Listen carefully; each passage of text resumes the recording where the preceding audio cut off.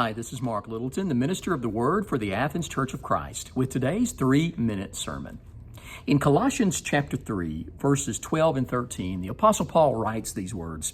He says, "Therefore, as God's chosen people, holy and dearly loved, clothe yourselves with compassion, kindness, humility, gentleness, and patience.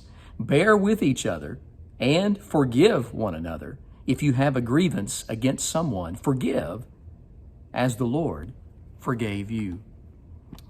I heard a true story about a dad and his son who were out one day at a park, and the son had one of these helium-filled balloons that he'd gotten somewhere, and he had it tied around his wrist.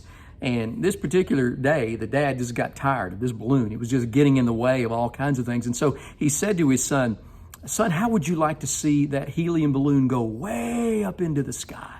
His son was like, "Yeah, Dad, do that." And so his dad untied the balloon, and up into the sky it went until it went out of sight.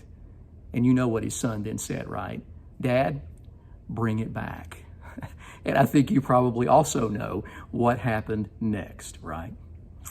Paul talks in this text about attitudes we need to have toward one another, gentleness and kindness and patience. But then at the end of verse 13, he says, you need to be willing to forgive each other. There are times when people wound us and people hurt us, and, we sometimes don't quite know what to do with that. And it's very natural and very easy for us just to hold a grudge and drag that along with us. What we need to do, though, is what Paul encourages us to do in this text, and that is, with some of those things, we need to simply let it go.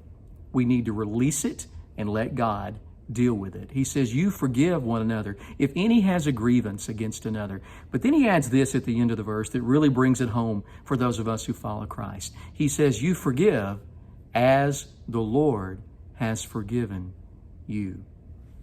How much has the Lord forgiven me? How much has the Lord forgiven you? Who am I then to withhold forgiveness from anyone?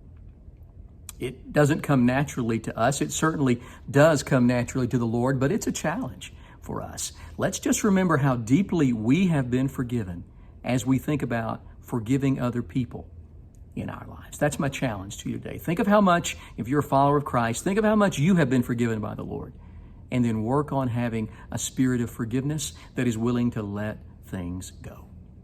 Have a great day, and Lord willing, we'll see you again tomorrow for another 3-minute sermon. God bless.